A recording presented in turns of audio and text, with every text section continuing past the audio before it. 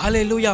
பேதுருவுக்கு அற்புதம் நடந்த உடனே, அந்த மீன்கள் கிடைத்த உடனே, படகு நிறும்பின உடனே, அவன் வாழ்க்கை மாறின உடனே நண்பர்கள்லாம் பார்த்து பிரமித்து போனாங்க. எப்படிலாம் நடந்தது? இது யாரால நடந்தது? ஆமென். ஆண்டவர் நமக்கு செய்ய போறதை பார்த்து, ஆண்டவர் நமக்கு செய்ய போகிற அற்புதத்தை பார்த்து சில கூட்டோட, உனக்கு எப்படிலாம் நடந்தது? இது யாரால நடந்தது? இது ஒன்னால நடந்ததுன்னு நான் நம்பவே மாட்டேன். உன் கூட இருக்கிறவளால நடந்ததுன்னு சத்ருவை பார்த்து வெக்கப்பட்டு போவாங்க. நிச்சயமா புறஜாதிகர் பார்த்து சொல்லுவாங்க, உன் கூட இருக்கிற ஒரு பெரியவர் வா, நீ ஆராதிக்கிற தெய்வம் தான் உண்மையான தெய்வன். புறஜாதிகர் நம்மளை பார்த்து ரட்சிக்கப்பட்டு உள்ள வருவாங்க, ஆண்டவர் நமக்கு செய்ய போகிற அற்புதத்தை பார்த்து.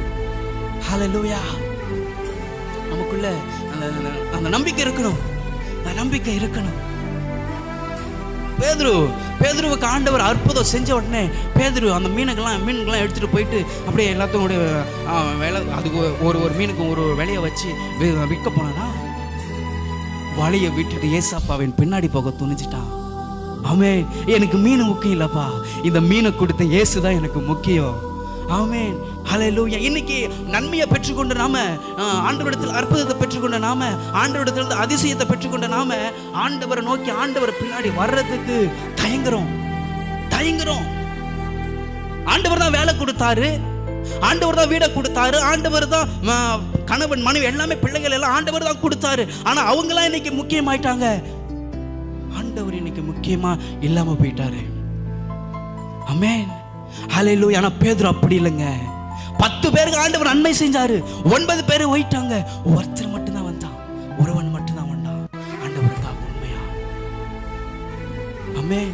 பேதுரு வலையை விட்டுட்டு என்னை பின்னாடி வான்னு சொன்ன உடனே வலையை விட்டுட்டு உடனே பின்னாடி வந்துட்டாரு.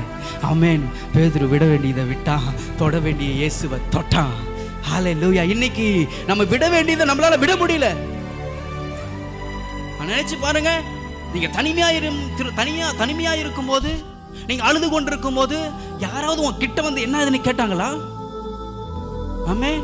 சாப்பிட்டியா தூங்கினேன்னு கேட்கறதுக்கு நாதியாச்சும் போய் கிடந்தோம். நம்ம உளையான சேற்றுல, பாவ சேற்றுல விழுந்து உருண்டு கிடந்த நம்மள ஆண்டவர் தேடி வந்து வாழ வைத்திருக்கிறார்னா அவருக்கு கொஞ்சமாவது நன்றி உள்ளவனா இருக்க கூடாதா?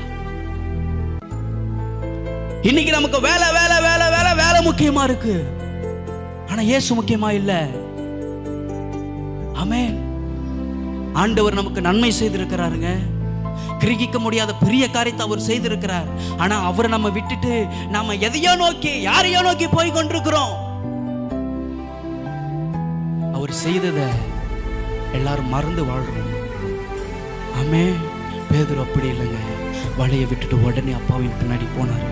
பின்னாடி போனது நினைச்சா என்ன தெரியுமா கிடைச்சது?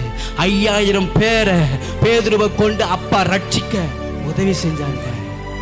ஆமென். ஹல்லேலூயா. இன்னைக்கு கர்த்தர் நம்மை கொண்டு ஒரு பெரிய காரியத்தை, ஒரு பெரிய திட்டத்தை வச்சிருக்கிறாரு. ஆனா அவர் பின்னாடி போறதுக்கு நமக்கு மனசு வரல, அதனால அந்த திட்டம் அப்படி முடங்கப்பட்டு இருக்கிறது. நீ என்னைக்கு பின்னாடி வர, நீ என்னைக்கு அப்பாவை ஃபாலோ பண்ணி வர, அப்ப உன்னை கொண்டு செய்ய போற காரியம் அது பயங்கரமா இருக்கும். பேதுரு நினைச்சா இருக்க மாட்டான், கனவுல கூட நினைச்சிருக்க மாட்டான். நீ என்ன கொண்டு 5000 பேர் ரட்சிக்கப்படுவாங்களான்னு வாய்ப்பே இல்லை, நினைச்சா இருக்க மாட்டான். அந்த 5000 பேர் ரட்சிக்கப்பட்ட உடனே அவன் ஒண்ணு செஞ்சிருப்பான். எங்கேயோ வாழ்ந்தாண்டவரே, ஒரு வெறுமையா இருந்தேன், என் பாத்தின வெறுமையா இருந்தது, என் படகு வெறுமையா இருந்தது, எனக்கு உதவி செய்வதற்கு சொந்தம் பந்தம் உற்றார் உறவினர் நண்பர்கள் யாருமே வரல. ஆனா என்ன தேடி வந்து எனக்கு ஒரு அற்புதத்தை நீங்க செஞ்சு இப்ப என்ன கொண்டு ஒரு அற்புதத்தை நீங்க செய்யறீங்கன்னா நீங்க எவ்வளவு பெரிய தெய்வம். என் உயிர் இருக்கிற வரைக்கும் உங்களுக்காக ஓடிக்கொண்டே இருப்பேன், உங்களை பாடிக்கொண்டே இருப்பேன், உங்களை துதிச்சு கொண்டே இருப்பேன். ஆமென். இன்னைக்கு ஆண்டவர் செய்த நன்மைகளை மறந்துட்டு ஏகப்பட்ட பேர் வாழ்ந்து கொண்டிருக்கிறோம். யோசிச்சு பாருங்க. இனி எத்தனை காலம் இப்படியே வாழ்ந்துட்டு இருக்கிறோம்? காலம் சமீபமா இருக்கு, இன்னும் கொஞ்ச காலம் தான்.